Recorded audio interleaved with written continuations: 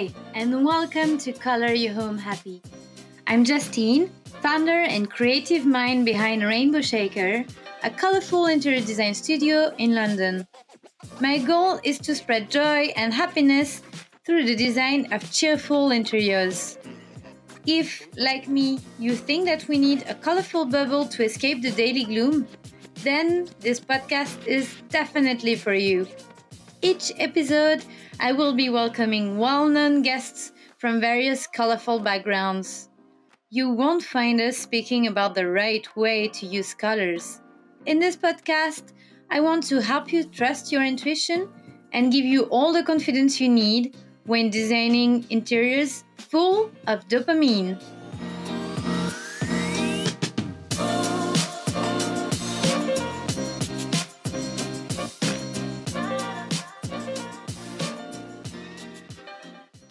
Hello everyone and welcome to another vibrant episode of Color Your Home Happy. I'm Justine, your host and colorful interior designer at Rainbow Shaker. Today we're going to dive into colorful flowers, and I'll be talking about this with the exuberant and award-winning florist Jan Skates, who you might have seen on the Big Flower Fight. And we also have a special guest joining us, Meiko the cat, because Jan is obviously a cat whisperer. She's very happy, except now she walks off. So now we don't have the cat anymore. Cat's gone. How are you? I'm good. How are you? Good. Thank you. I'm really happy to welcome you into this colorful heaven. Very colourful, but it's also very tasteful. Thank you. And you win on the dressing up stakes, so I'll have to remember that next time we meet at the colour walk. I'll have to outdo you a bit.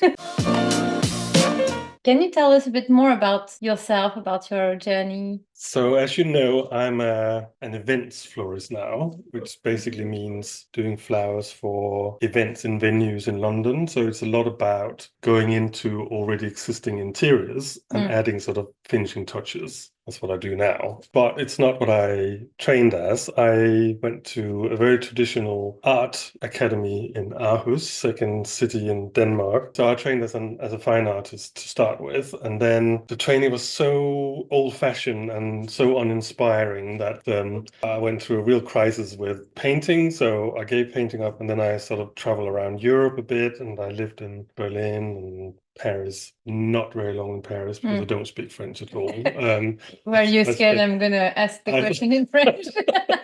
Well, I mean, you could, but there wouldn't have been enough. So it would have been silence. I spent most of my time in Paris in the Danish bakery next to the Champs-Élysées because I thought they would speak Danish, but they didn't even speak Danish in there. So I did that for a while. Then I just sort of worked, and when you're in your early 20s. And I think what I was looking for was a way of sort of escaping being known. I think the problem I had with art and being an artist was that I thought it was too easy to become a name or a celebrity by just talking about it without actually doing any of it. I saw that with a lot of my fellow students or colleagues, that they spend most of the time talking about art rather than doing it. Yeah. And I was living in Copenhagen, and it was so small, and everybody knew what you were doing, and I had a couple of shows there, and it was successful, and blah, blah, blah. But I wanted to be pushed, so I was looking for places that I could be anonymous, or there was a bit of a challenge. You know that New York song, if I can make it here, I can make it anywhere. I wanted to find that place where you really had to struggle to make something of yourself, that it wasn't just like given to you on a plate. So I was traveling around Europe, and then I eventually ended up in London, and found out that this is the place where no one gives a damn about you.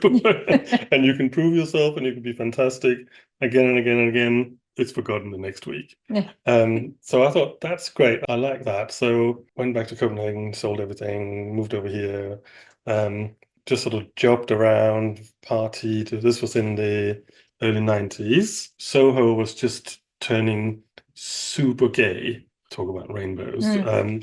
Old Compton Street and all those bars, as well as partying. And I was doing catering and food. I'm not a chef. Completely different from... Yes, it was just a sort of job I had. I worked in a cafe, so I ended up in a kitchen, and I was there for a number of years. And then you eventually sort of go from making sandwiches to something a bit more elaborate. And a girl I'd lived with in Copenhagen, who's a jeweler, she's sort of been a thread through my life for the sort of all my 20s. she was living in America with her American boyfriend, and she was coming to London because he was going to study his law degree here. So she said, Jan, forget these catering jobs, find us a studio, and then we can share. I can do my jewelry and you can do your painting again. And I'd gotten to that point and was just like, it's the right moment. So I knew there were studios in East London. I was living in West London at the time in Westbourne Park. So I went into the first one, which was Old Spitalfields Market. In 95, when I went there was like two ends of the market. There was like the old end and then the slightly new end. There's only about 10 years in it. But the new end was not listed, but they were hoping to tear it down and redevelop it. Okay. Because they were waiting for planning permission, they stuffed the buildings full of artists. So there was about 80 artist studios there. So I got one of those.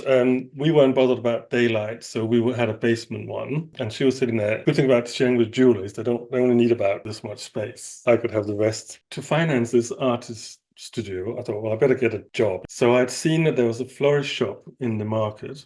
And I'd worked in a friend's place in Copenhagen, which was part florist, part gallery. And when I had a show there, I helped out, I think, like 2 hours in the florist shop. So I thought that's enough qualification. So I walked into this florist shop, which was run by this big Dutch woman, and I said, I would like to work here. And she just like looked at me and was like, no, I don't need you.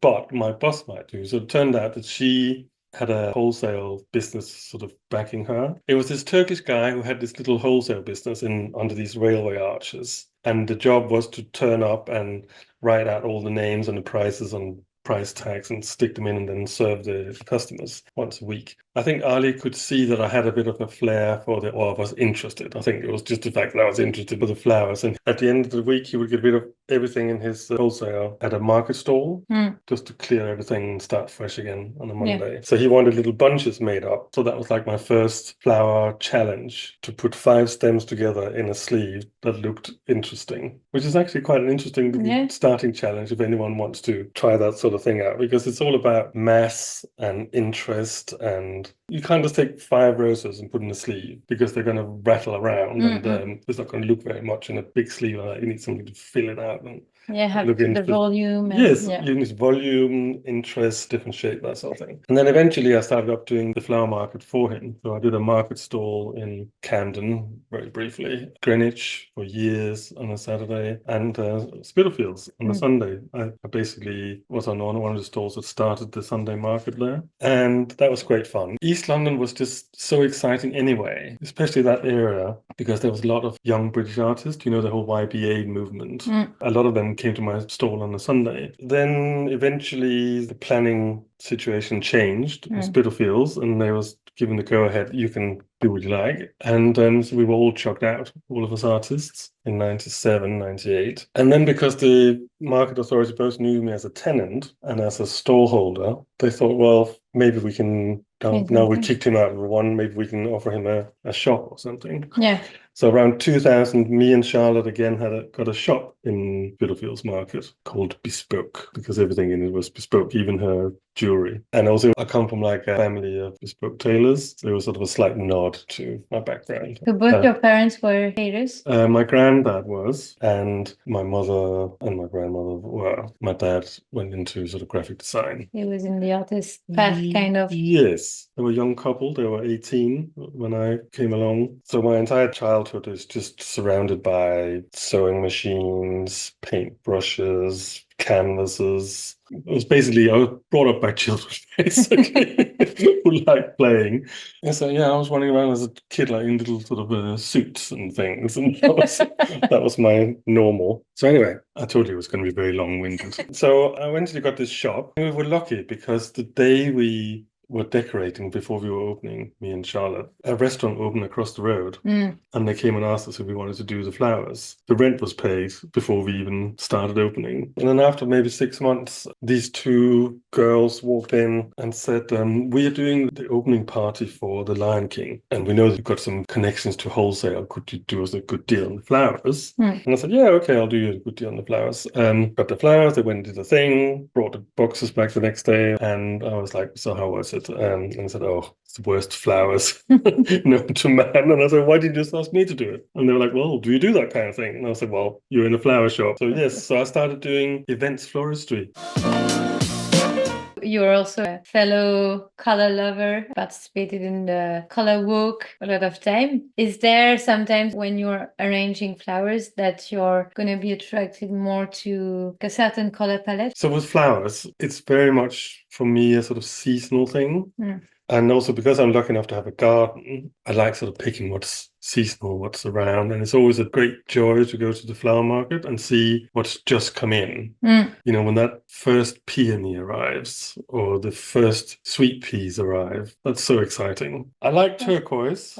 I like green, I like pink. And then when I'm feeling nationalistic, red and white, because I'm Danish. I think the reason why I like turquoise is because it doesn't exist in nature. It's not a flower you can go and pick up very easily. Coral pink is also quite rare in nature. See, I think that color for its own sake is not necessarily just good. I think with flowers, you can just have every color there and it can work. But I actually think design is more important than color. So I don't think that just putting all colors on something or with something is necessarily automatically good. Yeah. Whereas I think if it's good design, the color is almost of no importance. Like for instance, these earrings of yours. It's a fabulous design and they could be any color. When I started out, I was very much more about the design of the flowers. So very sort of graphic, actually. So I had thorium. I found one that was called graffiti. The base is white, but it looks like it's been splattered with red. And the thing in the middle is spiraling in bright orange. Yeah. To me, that was just like, yeah, you're definitely going in. And I had things like Gloriosa lilies, the only climbing lily that I know of anyway. So it's got little tendrils, it climbs, and it's got these, it's also called flame lilies because the petals sort of form in like that. And then it's got a few bits sticking out of the bottom. And they're bright pink and the stamen is orange. And it's just such an interesting shape. Surely flowers is the most interesting thing to paint in the world. Interesting colors, shapes. They're just so weird looking, some of them. And you just couldn't make up some of the shapes. If you make a flower display, it's almost abstract if you actually start sort of working out what shapes are there rather than, just paint daisies. You can always be amazed by nature's designs. And I think what really attracted me to flowers was that it's such a transient thing. The fact that you've got these flowers and next week they're gone. You can't hold on to them. And therefore there's less stress with it. You could just enjoy them for what they are. You don't have to sort of follow all kinds of criteria for judging them. And then sort of rather peculiarly, about 5 years into doing floristry, I started doing competitive floristry. So I could be judged. Doing competitive floristry brought me a new way of looking at flowers, and because there's like rule books and you've got to do things in certain ways. So that's interesting to try to sort of achieve that. See if you can do all those things. It's interesting how different aspects of your job can influence other aspects. And like nourish each other. Yes. Or you suddenly realize that something you've done in one field is the solution to something you're about to do in another field. That kind of happened for me in 2010. So I was working for a hotel and they'd been asked amongst all the London hotels to enter Chelsea Flower Show with a design on the theme of an afternoon tea floral extravaganza. So because by this point I had been doing competitive floristry, but I hadn't done Chelsea, and Chelsea is like the holy grail. Yeah. So I really pushed for us to really go for it. So it was in a big marquee. There was sort of little private competition booths all the way along the sides, and then in the middle they had a big spot in the middle, and then 4 corner spots. And those 5 were the ones you could have. And I said, let's go for the middle one. Let's go for the big one. And this hotel had just opened up a little afternoon tea tray designed. So our design was an enormous version of this afternoon tea tray. And they'd even designed, the little cup holders for the cakes and things. So we had those blown up and all cut in metal. And then there was an element of it being in aid of breast cancer charity as well. So there was like these massive big perspex ribbon things sort of going around the whole thing. I just wanted to put on the biggest show possible because they were paying for it. Kind of stupidly filled it with English traditional classic flowers who are not known for lasting very long in a marquee, which is super hot. So it was sweet peas, peonies, roses. So I was coming in on the first day, the Monday, to sort of spray everything, make sure everything was looking good for the press. And if we were lucky, the Queen was going to come in as well and have a look. And then I noticed that at the bottom there was like a little plaque. I was like, what's this doing on my stand? Why did I put this rubbish there? And it was a gold medal. Whoa. And I didn't even know that we were being judged. Sort of accidentally got a Chelsea gold medal there. I mean, it was incredible. But if I'd known that it was being judged, I think I would have somehow messed it up. Too much pressure. I think it was the fact that I didn't know. And then afterwards, I sort of sleepless night thinking, oh my God, because I haven't had the education, traditional education with flowers, it was self-taught pretty much. I didn't really know what you could do with flowers, really, other than instinctively. I'm very much a sort of see something, work out how it's done, and then do it. So you learn how to do flower arrangements based on your intuition, what you were feeling. But do you have any signature style, something that we can see those are your arrangements? I think they change because I go through sort of phases. I'm sort of in a phase right now where I'm not quite sure what my phase is, if that makes sense. There's definitely been in the past sort of blocks where I can see, okay, well, that was definitely that phase or that was that phase. And it was also quite often influenced by who was working with me. So when I first started out, everyone who worked with me were artists. I never had a fully trained florist until about 6 or 7 years in, because I thought florists were a bit boring, actually. All the ones I met anyway. But I had artists doing it. And there was one period where all the people who worked with me were all jewelers. So suddenly everything was about wire. Wire this and wire that and big wire clouds. And I loved it. But it was sort of like a moment. And I think also when you work in hospitality world, you're so dependent on the economic mood you're in. Yeah. So as soon as there's a little bit of a dip downwards, flowers is the first thing that goes. Also, people who work in that sort of industry, they sort of come and go quite a lot. So yeah, every time there's a recession or anything, you sort of have to start from scratch. When you're putting flowers in a space for an event, you have to adapt to the space you have. How do you fit with that? That's the big question, given access to all these wonderful venues in London, and especially in the city, which is next to where old Spitalfields is. It's full of old buildings that had livery companies in them. So a lot of them get used now for films when they have to do historical drama about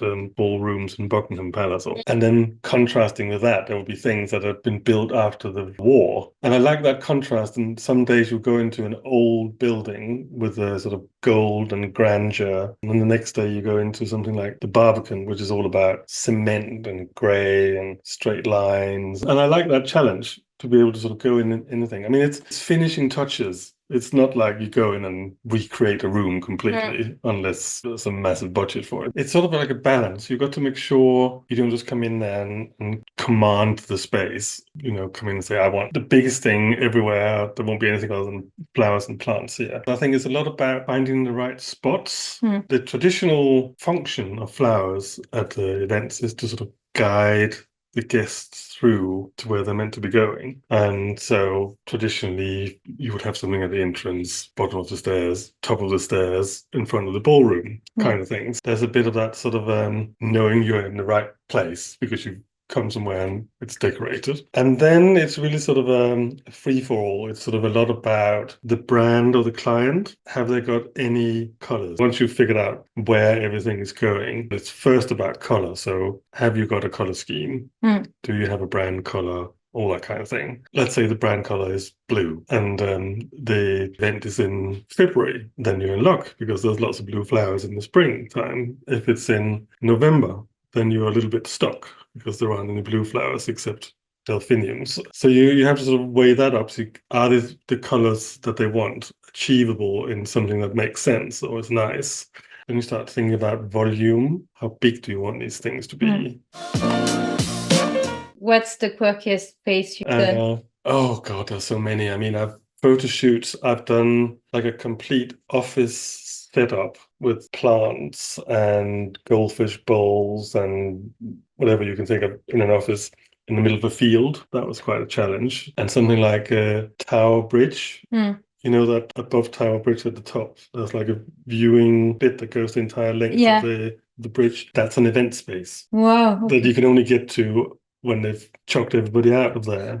That is a nightmare because you have to load in from the opposite side of the river. So you got to wait opposite side of the river, take everything across the river, go up the other side, then go. It's logistics, but I quite like that challenge. I quite like the sort of trying to figure it out. How are you going to make this actually happen? One of the first jobs in the viewing platform in the Shard, you know, up on the 40 whatever floor. Oh. It was an 18-year-old birthday. I mean, can you imagine having an 18-year-old birthday like that? And that wasn't even the only event. They had like a whole week of events. This was just one of them. Crazy. It had a massive big table, slightly Alice in Wonderland themed. There was a big bar. There was a massive frame.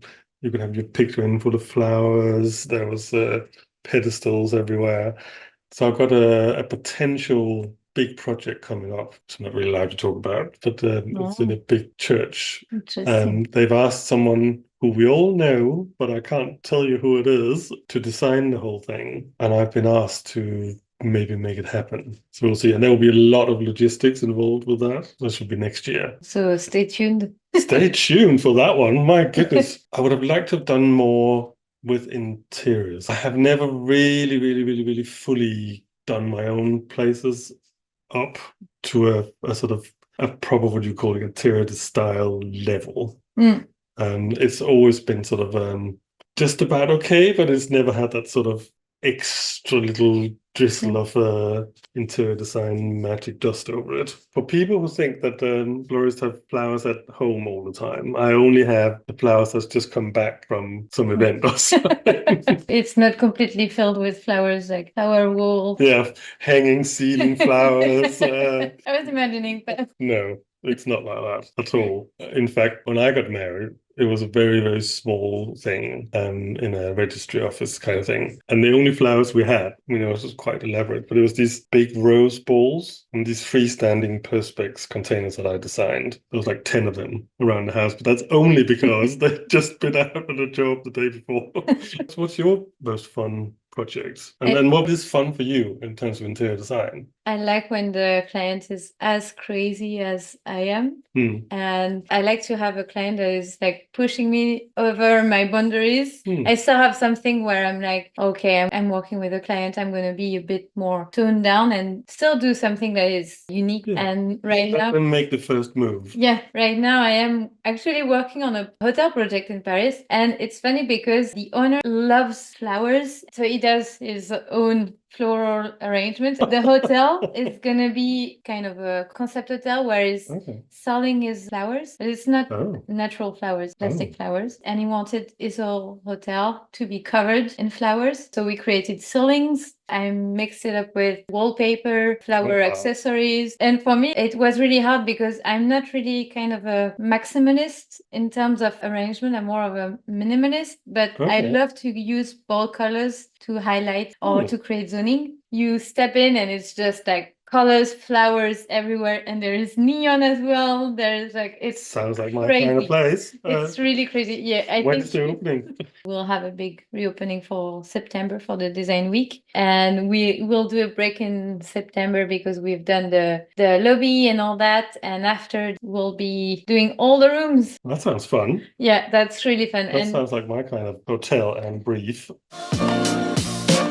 So, Jan, do you have a final tip or advice for our listeners who wants to experiment with flowers, colors in their own home? What I would say is get yourself a local florist as your best friend. Yeah. And then basically ask for their leftovers. So things that have either come back from events or have gone over or something that you just want to take home and start playing with. There are some events florists with the studios in London that are dotted around, and their bins are always treasure troves.